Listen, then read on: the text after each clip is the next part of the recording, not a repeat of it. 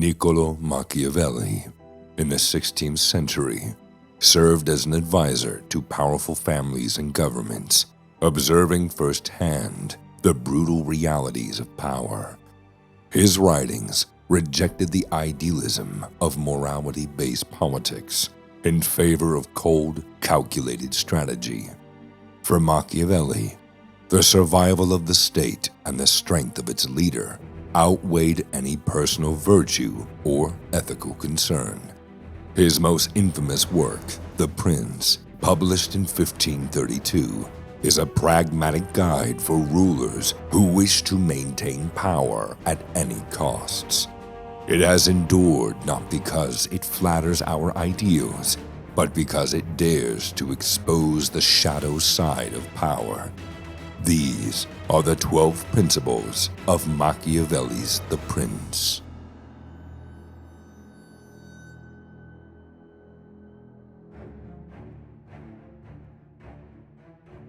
It is much safer to be feared than loved, if one must choose. Love is a bond built on obligation, affection, and trust, all of which are fragile and subject to the changing whims of men. When times grow hard, love falters. A prince who relies on love for loyalty will find himself abandoned when his subjects' interests change. Fear, on the other hand, is anchored in the primal instinct of self-preservation.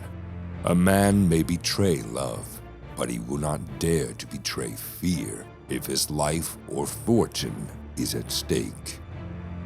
Machiavelli did not advise cruelty for cruelty's sake, but when power is at risk, he believed the ruler must prioritize control. Let your subjects admire your justice. Let them dread your punishment. Fear creates order, and order is the foundation of a stable state. It is far better to be feared and obeyed than to be loved and overthrown. A prince must imitate the fox and the lion, for the lion cannot protect himself from traps, and the fox cannot defend himself from wolves. Strength alone is not sufficient to govern. A lion may scare away enemies with brute force, but he will stumble blindly into a snare. A fox knows where the traps lie, but he cannot drive off wolves with cunning alone. The prince must therefore combine both natures, the strength of the lion and the craft of the fox. You must learn when to show your claws and when to cloak your intentions. Deceit is often more effective than force, and cunning will win battles long before swords are drawn. In a world full of predators and prey, only the hybrid beast survives. It is common fault not to anticipate the storm when the sea is calm. The greatest weakness of a ruler is comfort. When fortune smiles and the people cheer, the prince grows soft, blind to the quiet gathering of threats. But a wise ruler fears peace, for in peace men conspire and rivals sharpen their blades. Anticipate betrayal when all seems loyal. Prepare for war when the borders are quiet. Store up loyalty, resources, and intelligence while your enemies sleep. It is not the calm that reveals a leader. It is his readiness for the inevitable storm. A prince never lacks legitimate reasons to break his promise.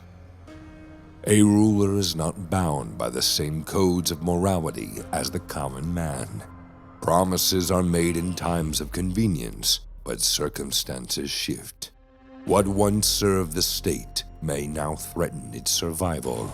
Therefore, a wise prince must not hesitate to abandon his word when keeping it no longer serves his interests. He believed men are simple and easily deceived. that they judge actions by the appearance of virtue, not by virtue itself. So long as you wear the mask of honor, your betrayal will be forgotten, or better yet, justified. A broken promise is quickly excused when it is dressed in the robes of necessity. Everyone sees what you appear to be. Few experience what you really are. A prince must master the art of deception. Reputation is more powerful than truth, for the masses judge with their eyes and not their mind. They see the spectacle of virtue and assume the presence of morality. But the wise ruler understands that the appearance of goodness is often more important than goodness itself. Let the people see a just and merciful sovereign, while beneath the surface you maneuver with cold calculation. Your true self must remain hidden from all but your most trusted advisors, and sometimes not even them. Power is preserved by illusion, and to maintain control, you must be a master of masks. A man who wishes to make a profession of goodness in everything must necessarily come to grief among so many who are not good. Where the world is filled with deceit, ambition, and treachery, absolute goodness is a weakness. The man who insists on virtue in all things will be crushed by those who recognize no such boundaries. To survive in this world, the prince must know how to act immorally when necessity demands it. Virtue is not abandoned, but used with strategy. Display it when it benefits your cause, and discard it when it becomes a liability. Do not strive to be good in every act. Instead, strive to appear good in every act, while reserving the right to do what is necessary for power. It is necessary for a prince to learn how not to be good. Morality is a luxury afforded to the powerless. A prince must study how to be good. More importantly, how to depart from it when needed. Laws and ethics are the tools of the ruled. The ruler must master them as tools of manipulation, not chains of obligation. Goodness, if used indiscriminately, invites ruin. The wise prince knows when to lie, when to betray, and when to eliminate, always under the banner of necessity and justice. Machiavelli taught that it is not enough to know what is right. You must know how to bend rightness to your will.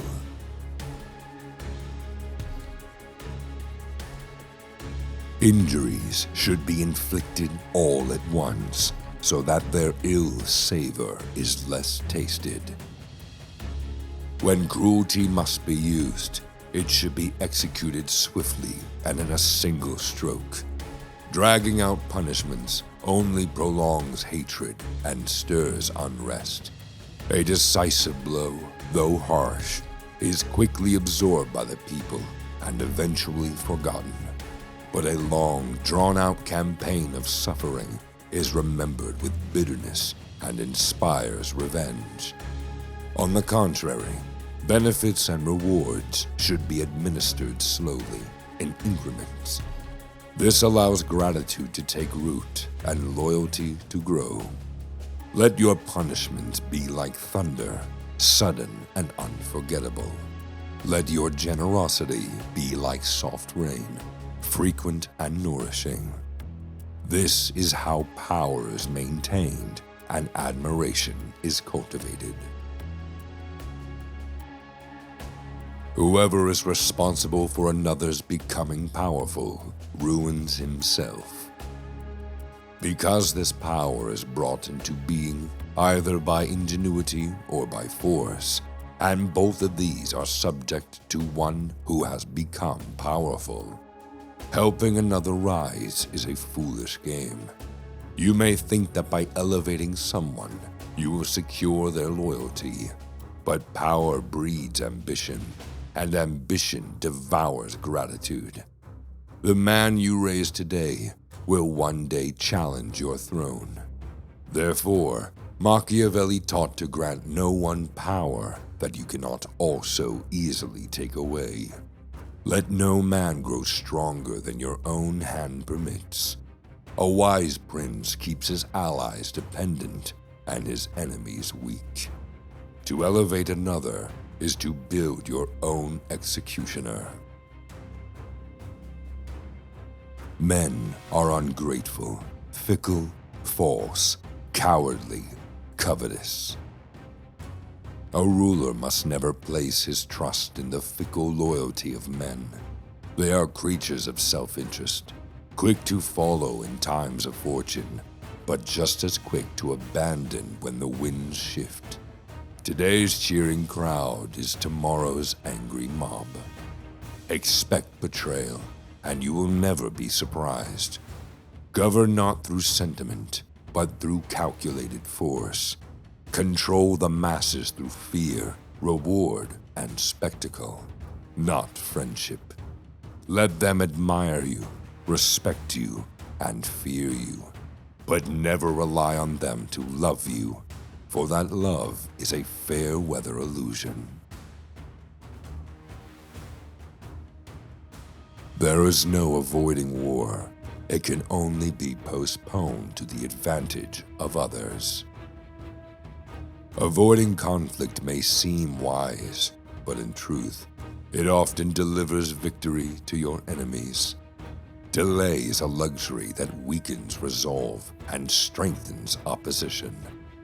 When war is inevitable, it is better to strike first while the advantage is yours than to cower behind false peace. Peace is not always peace. It is often the silence before conquest. A prince must know when patience is cowardice and when boldness is wisdom. In the game of dominion, the strongest blade is the one drawn first. The first method for estimating the intelligence of a ruler is to look at the men he has around him. Your court is your reflection. The wise prince selects subordinates not based on loyalty alone, but on competence and control. A fool surrounded by flatterers is exposed, but a ruler who governs clever men without losing his command proves himself truly superior. Empower no one who does not fear you.